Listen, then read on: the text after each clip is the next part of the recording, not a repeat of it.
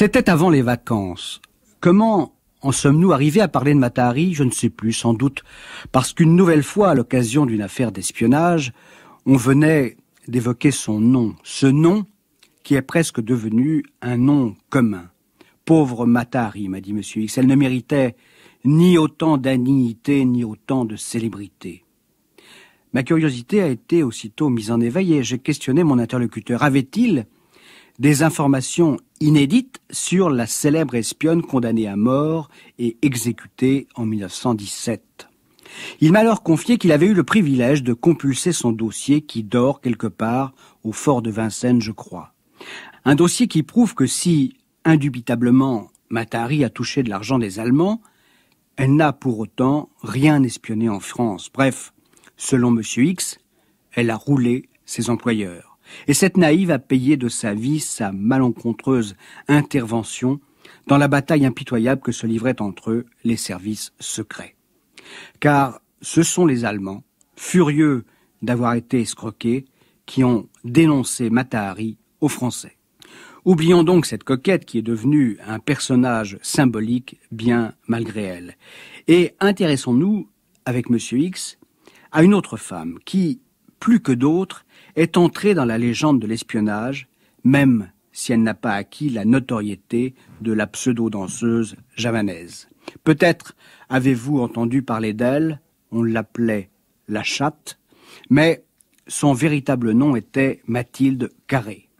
Et si M. X a choisi d'évoquer son histoire, c'est que, affirme-t-il, tout n'a pas été dit à son sujet et qu'il reste de nombreuses zones d'ombre autour de cette espionne qui est responsable, directement ou pas, de la mort ou de la déportation de dizaines de résistants. Patrick Pénaud, rendez-vous avec X. C'était une drôle de fille. C'est-à-dire? Pas vraiment belle, et pourtant... Quoi, elle avait du chien? Ah, ça, incontestablement, et du charme. Petite, féline... Ah oui, d'où son surnom, bien la sûr, chatte. Bien sûr, et des yeux magnifiques. Des yeux qui ne vous quittaient plus une fois qu'ils vous avaient accroché. On dirait que vous l'avez connue de très près, non? Eh bien non, détrompez-vous, la seule fois où je l'ai vue, c'était lors de son procès en 1949. Mais j'ai connu beaucoup de gens qui l'ont fréquentée, et souvent pour leur malheur. Mais d'où venait-elle, là? Oh, c'était une petite bourgeoise, une provinciale qui s'ennuyait. Et elle vivait où, là? Elle était née au Creusot, où son père était ingénieur. Elle s'ennuyait, hein, dites-vous. Oui, Mathilde n'était pas faite, enfin, c'est en tout cas ce qu'elle croyait, pour cette vie étriquée de la bourgeoisie de province. Elle voulait échapper à sa famille, rêver d'aventure. Pas original, enfin. Ouais. Enfin, et la solution à l'époque, enfin, je parlais de l'avant-guerre, hein, c'était d'abord de se trouver un mari. Séduisante comme elle l'était, enfin, si je vous crois, elle a dû le trouver sans peine, hein. Naturellement. Elle s'est jetée à la tête de l'un de ses professeurs, un brave jeune homme qui s'appelait Carré, et qui est aussitôt tombé follement amoureux. C'est donc elle qui l'a choisi. Exactement. Et dans l'esprit de Mathilde, ce n'était pas un mauvais choix. Carré n'était pas de taille à s'opposer à ses caprices ou à son désir de s'émanciper. Un mari complaisant, quoi. Bon, nous n'allons quand même pas trop vite. En tout cas, très peu de temps après le mariage, le jeune couple s'embarque pour l'Algérie où le professeur Carré vient d'être nommé. L'Algérie, c'est l'aventure, enfin. Hein. Non, c'est l'ennui qui continue. Femme de professeur, Mathilde doit tenir son rang. Et à Oran, où ils habitent, on n'est guère plus éclairé qu'au Creusot. Alors petit à petit, la guicheuse jeune femme se met en devoir de fréquenter des endroits un peu moins polissés que les salons de la bourgeoisie locale. Vous voulez dire, là? Bien, elle déniche quelques bars sombres et un peu louches qui accueillent les officiers de la garnison, qui s'ennuient autant qu'elle. Et Carré, son mari? Oh, j'imagine qu'il doit fermer les yeux. D'ailleurs, la guerre de 39 survient opportunément, il est mobilisé et il part pour la Syrie. Mathilde est donc désormais libre. Et pour échapper à l'atmosphère pesante d'Oran, elle part s'installer à Alger. Et là, elle continue à s'intéresser aux officiers. C'est le prestige de l'uniforme. Écoutez, honnêtement, je n'en sais rien. Enfin, faut noter que dès cette époque, la chatte a un faible pour les militaires qui s'occupent plus précisément de renseignements. Mais qu'a-t-elle en tête? Difficile à dire. Peut-être s'imagine-t-elle qu'elle pourrait rendre des services. Toujours sa soif d'aventure. Sans doute. Ouais. Mais on peut aussi penser qu'elle a déjà été engagée par un service étranger. Je ne le crois pas, non. Enfin, même si c'est vrai, sa prédilection pour les officiers du 2e bureau peut étonner. On en reparlera, si vous le voulez bien. Oui. Quoi qu'il en soit, sur les conseils d'un de ces militaires, Mathilde s'engage dans la Croix-Rouge et regagne le continent. Alors, pourquoi la Croix-Rouge? On a dû lui dire que si vraiment elle avait une vocation d'agent de renseignement, un engagement dans cette ONG, comme on dirait aujourd'hui, représentait une excellente couverture. Ça signifie donc qu'on la prenait quand même un peu au sérieux. Vraisemblablement, oui. Mathilde Carré avait, comment dire, un certain don de persuasion. On ne peut pas dire les choses de façon plus élégante. Merci.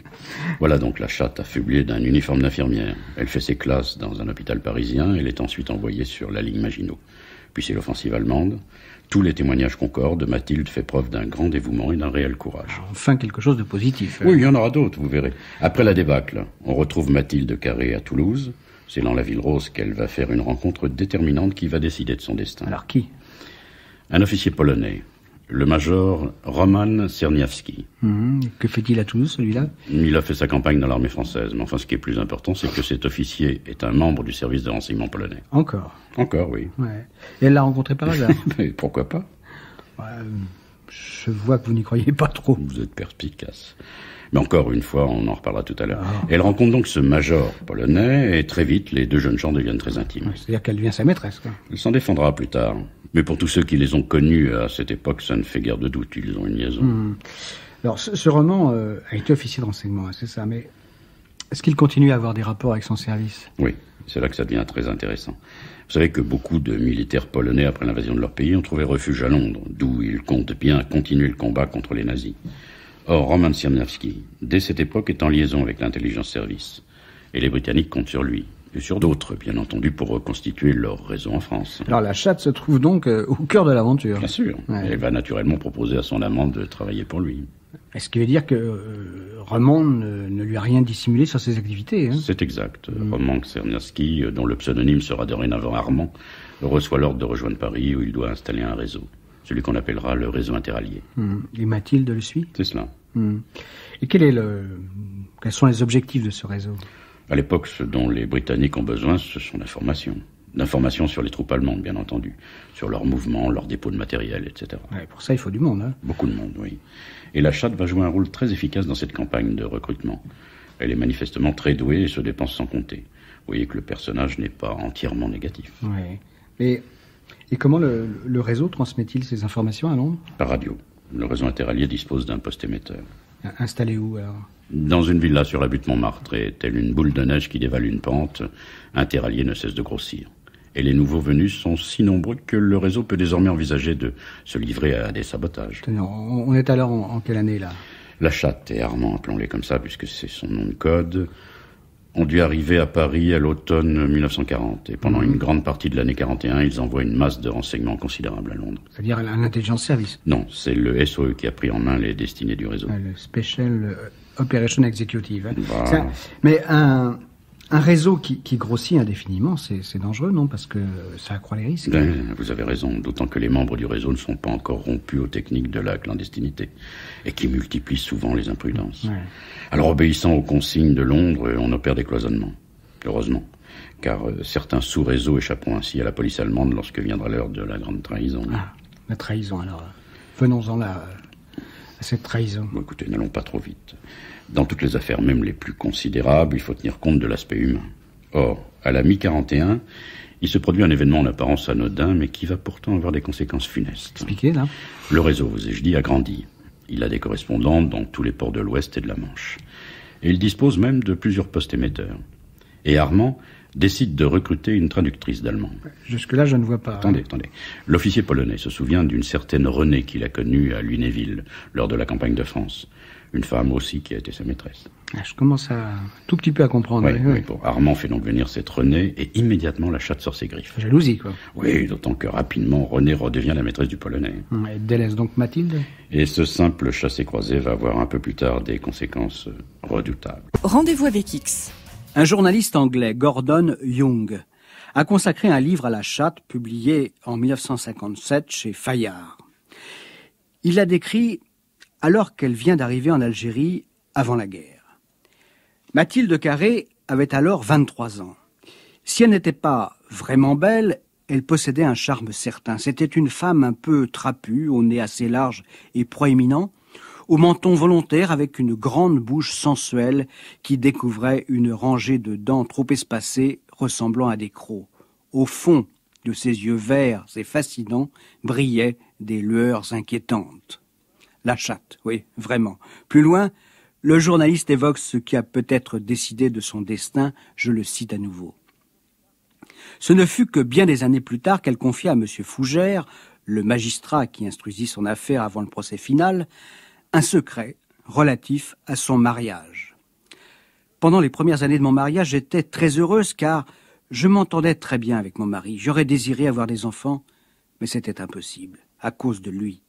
Puis en 1939, ma belle-mère m'apprit que le père de mon mari était mort dans un asile, fait qu'on m'avait toujours dissimulé. Peu après, je décidai de demander le divorce. Le fait que la jeune Madame Carré ne put satisfaire ses désirs bien naturels de maternité éclaire cette volonté d'action qu'elle emploiera plus tard dans des buts tout différents. Quoi qu'il en soit, il ne devait pas se passer longtemps avant qu'une femme aussi dynamique se fatiguât de la vie d'époux sans enfant d'un obscur petit professeur pourvu d'un poste dans la France d'outre-mer. Les jours se suivaient ensoleillés, mais dans une monotonie quotidienne que Mathilde trouvait aussi oppressante que la lourde chaleur de l'Afrique. Comme beaucoup d'autres femmes insatisfaites, elle doit avoir dit un jour brutalement à son mari « J'en ai assez, assez, assez ». Et elle fréquenta les milieux européens d'Oran en quête de distraction. Bien avant la séparation, son union avec le malheureux monsieur Carré avait cessé, sans aucun doute, d'être un véritable mariage.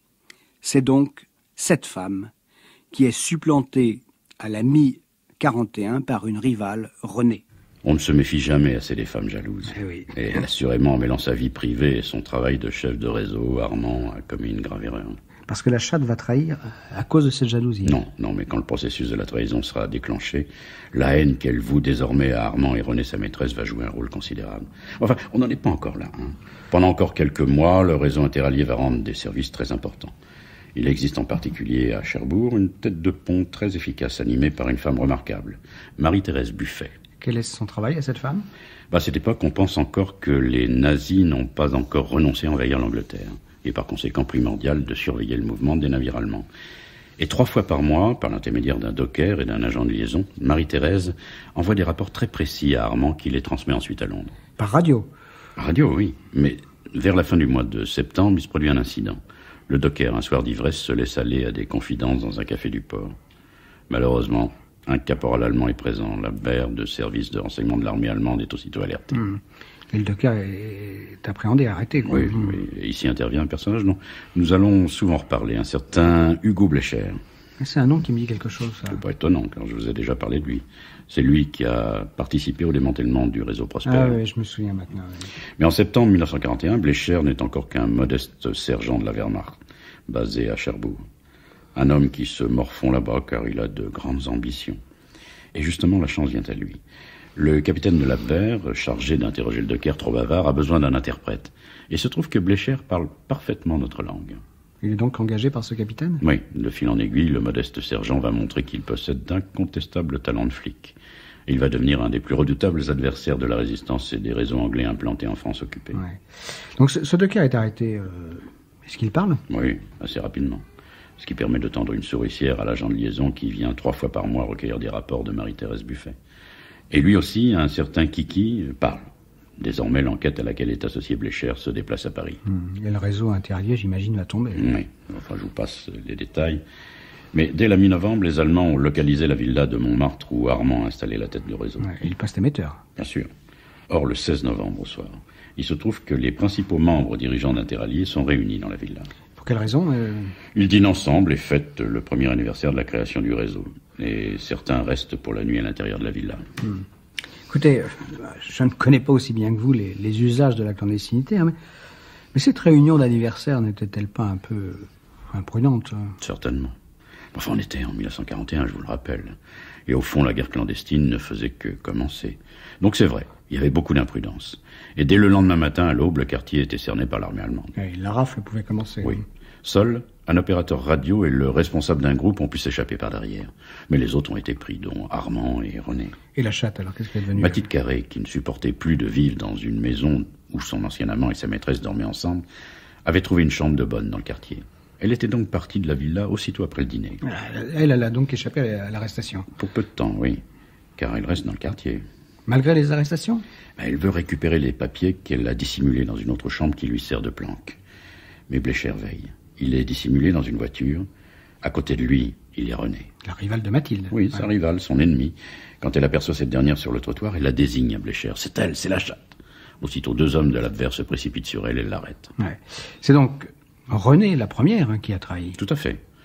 Mais vous allez le voir, la chatte ne va pas être en reste. Le soir même, Mathilde Carré, après un bref interrogatoire, couche à la prison de la Santé. Et les autres? Ils auront des destins divers. Le plus extraordinaire étant celui de Roman Czerniawski, dit Armand. Racontez-moi ça. Dès son arrestation, il revendique haut et fort sa qualité d'officier de l'armée polonaise. Ce qui ne l'empêche nullement d'être aussi brutalement interrogé que les autres et d'être emprisonné. Mais en 1942, il passe un curieux marché avec Bléchère. C'est-à-dire qu'il trahit lui aussi? En apparence, oui. Il propose à Bléchère de passer en Angleterre et de travailler pour l'Abwehr. Agent double. Voilà. Exactement. Bléchère est tenté. Et il finit par accepter. Une fausse évasion est organisée et le départ pour l'Angleterre se fait pratiquement sous les yeux des Allemands. Et que fait Roman, ou plutôt Armand, puisque c'est son pseudonyme, lorsqu'il arrive de l'autre côté de la Manche? Mais il raconte toute son histoire. Toute son histoire, et on le croit. Pas tout de suite, non. Le débriefing, comme on dit, est long et minutieux. Mais Armand finit par convaincre et les Anglais décident de se servir de lui pour intoxiquer les Allemands en leur fournissant de fausses informations. C'est ainsi que, sous le nom de code de Brutus, Roman Czerniawski va devenir une pièce maîtresse dans les manœuvres de diversion autour de Fortitude. Ouais, Fortitude, c'est le nom secret du débarquement. Oui, et l'ancien amant de la chatte finira, je crois, comme général dans l'armée britannique. C'est assez extraordinaire, en effet. Mais, si vous le voulez bien, revenons à l'histoire de la chatte, quand même. Dès sa première nuit en prison, la chatte craque. C'est en tout cas ce qu'elle dira plus tard. Vous avez encore des doutes, là? Oui, parce qu'elle n'a pas subi de mauvais traitement. Elle est simplement enfermée. Alors, c'est vrai, j'ai du mal à croire qu'une femme aguerrie qui vit dans la clandestinité depuis plus d'1 an puisse craquer aussi rapidement. Mais vous comprendrez un petit peu plus tard. C'est-à-dire, il faut encore patienter. Elle parle dès le lendemain, c'est ça? Et dans la nuit qui suit, elle devient la maîtresse de Bléchère. Difficile d'aller plus vite en besogne. En effet, oui. Et la chatte va livrer à son nouvel amant le nom de tous les membres du réseau qu'elle connaît. Et elle participe même indirectement à leur arrestation. Comment? Elle leur fixe des rendez-vous et les désigne ainsi à Bléchère. C'est ainsi que des dizaines d'hommes et de femmes vont tomber à cause de la chatte. Et dans cette frénésie de dénonciation, il ne fait nul doute qu'il y a aussi chez cette femme délaissée le désir de se venger. Le plus étonnant est encore à venir. Rendez-vous avec X. On a raconté à peu près tout et n'importe quoi sur la chatte, du roman et pas du meilleur. Toutefois, récemment, un auteur, Raymond Ruffin, dans son livre intitulé « Les espionnes du XXe siècle », édition France Empire, donne une version objective de l'histoire de la chatte et il explique ainsi l'étonnante promptitude, ce sont ses mots, avec laquelle Mathilde a été retournée. Je le cite. Sortie de bonne heure de sa cellule, elle est amenée à l'hôtel Édouard VII où, dans une chambre du dernier étage, l'attend Bléchère et un copieux petit déjeuner qui devait lui faire oublier la tasse d'orge grillée de la Santé. Elle se restaure tout en écoutant son interlocuteur abattre ses cartes. Voilà, madame, vous êtes entre nos mains et nous savons beaucoup de choses sur vous. En vérité, nous en savons tellement que le 10e suffirait pour vous envoyer devant un poteau d'exécution. Votre ami René nous a tout dit, mais en tant que responsable, vous en connaissez naturellement beaucoup plus qu'elle et il va falloir que vous nous racontiez tout cela, sinon... Avez-vous bien compris? Oui, parfaitement, monsieur l'officier. Bien. Alors commençons. Sur votre agenda, il est indiqué que ce jour, 19 novembre, à 11h, vous avez rendez-vous avec l'un de vos agents. Vous allez vous y rendre, mais je vous accompagnerai vêtu en civil et vous me présenterez comme un ami. Et c'est ainsi que la tragédie va débuter. Grâce à la bonne volonté de la chatte, Bléchère démantèle rapidement et assez facilement le réseau interallié. Mais lorsque cette sinistre besogne est terminée, l'homme de l'Abwehr a une idée assez ingénieuse. Pourquoi ne pas se servir de l'émetteur du réseau pour fournir de fausses informations aux Britanniques et obtenir en retour de vraies informations? Et là encore, Mathilde va jouer un rôle décisif. Pourquoi elle? Parce qu'elle connaît les codes d'identification et qu'elle peut donc envoyer à Londres des messages qui auront tout l'air d'être authentiques. Les Anglais sont quand même en droit de se méfier parce que pendant la période des arrestations, l'émetteur d'interallié a dû rester muet. C'est juste. Aussi Bléchère et sa nouvelle maîtresse imaginent-ils la fable suivante. Armand, le chef, et René ont été arrêtés avec d'autres membres du réseau. Mais la chatte a pu échapper à l'arrestation et elle a même récupéré l'émetteur. Et ça marche, cette fable? Oui, même si à Londres, on est étonné par la réception de certaines informations qui ne collent pas tout à fait avec les rapports envoyés par d'autres réseaux. Enfin, passons, car bientôt Blécher va avoir un sacré coup de chance. Quoi? En 1941, le SOE a parachuté en France un agent remarquable, un nommé Pierre de Vaumécourt. Aussitôt arrivé, Vaumécourt crée un réseau, le réseau Autogiro. Mais en novembre, coup dur, son radio est arrêté par la Gestapo. Ça veut dire que Vaumécourt n'a plus de liaison avec Londres. C'est ça. Mais par l'intermédiaire d'un ami avocat, il apprend que le réseau interallié, malgré les arrestations qui l'ont frappé, dispose toujours d'un poste émetteur. Ouais.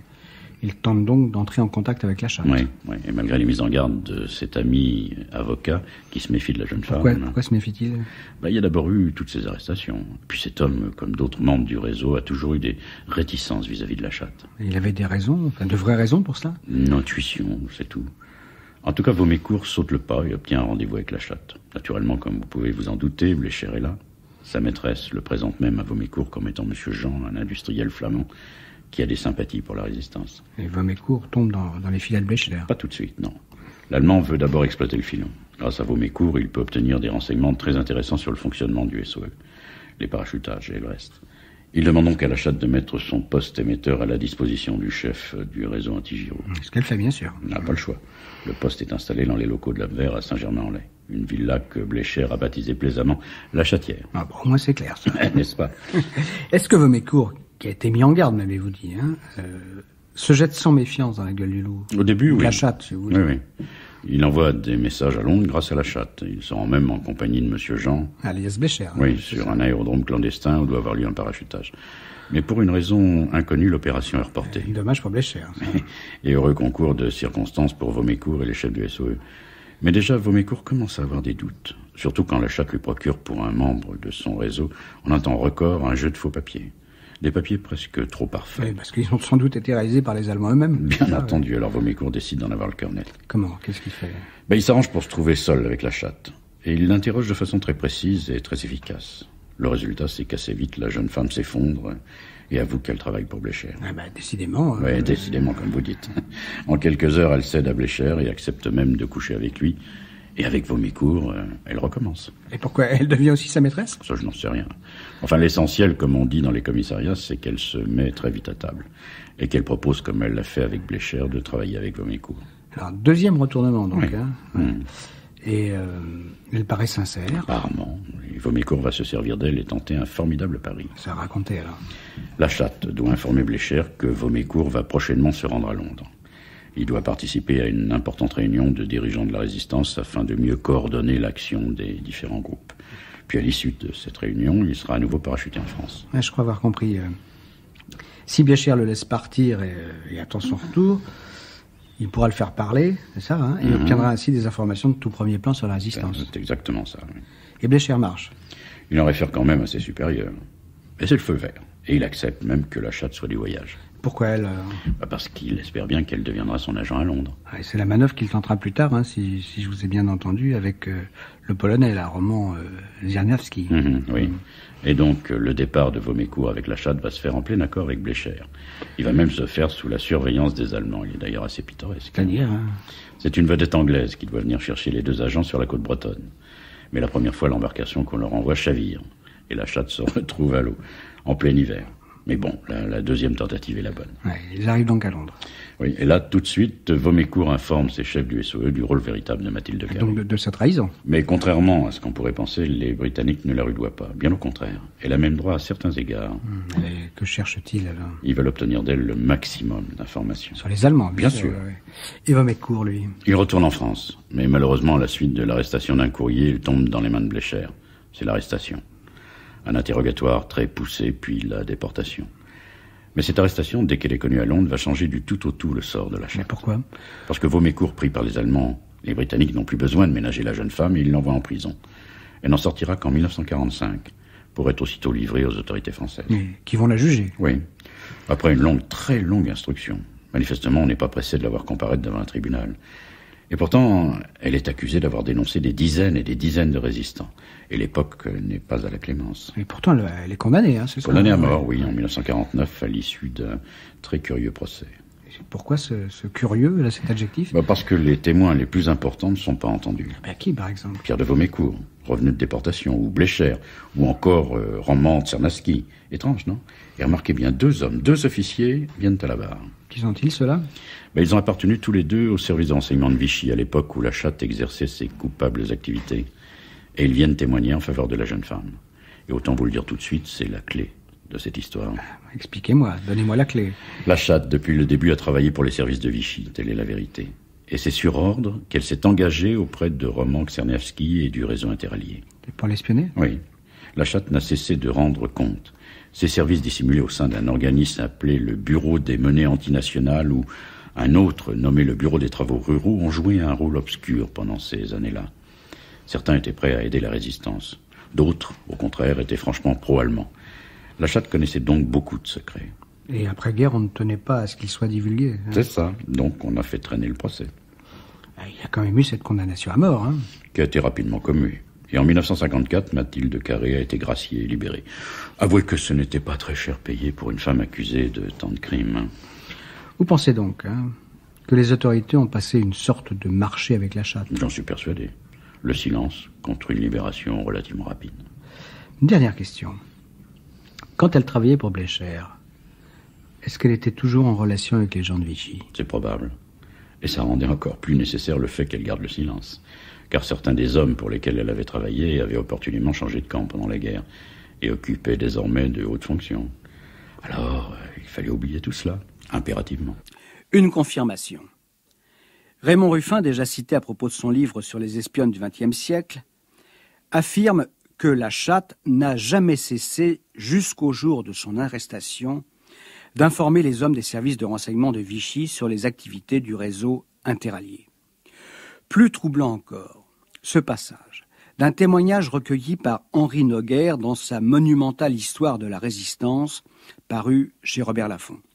Ce témoin, Gorce Franklin, un des rares rescapés du réseau, raconte qu'il avait rendez-vous avec Armand, autrement dit Roman Czerniawski, dans un café de l'Opéra. L'officier polonais devait lui donner ce jour-là un jeu de faux papiers établi à partir de la vraie carte d'identité du résistant. Gorce Franklin, qui se méfiait déjà de Mathilde Carré, avait demandé qu'en aucun cas son véritable nom ne soit communiqué à la jeune femme. Or, stupeur, c'est la chatte qui vient au rendez-vous. La suite, c'est Gorce Franklin qui la raconte. Malgré l'animation du lieu, je laissais éclater ma fureur devant tant d'inconscience, et ce fut au cours d'une très violente discussion que Micheline, il s'agit d'un des pseudonymes de la chatte, me révéla, soi-disant pour me rassurer, que sœur et femme d'officier, elle transmettait fidèlement nos courriers au service de renseignement de Vichy, qu'elle respectait le maréchal et obéissait au gouvernement de Vichy, et qu'elle ne se permettrait jamais de juger l'amiral Darlan. Ces confidences furent couronnées, pour me montrer sa confiance et me regonfler, dixit la chatte, par une grande révélation. Nous n'avions pas à nous préoccuper, ils étaient, elle et Armand, en relation d'amitié avec des gens de la Gestapo.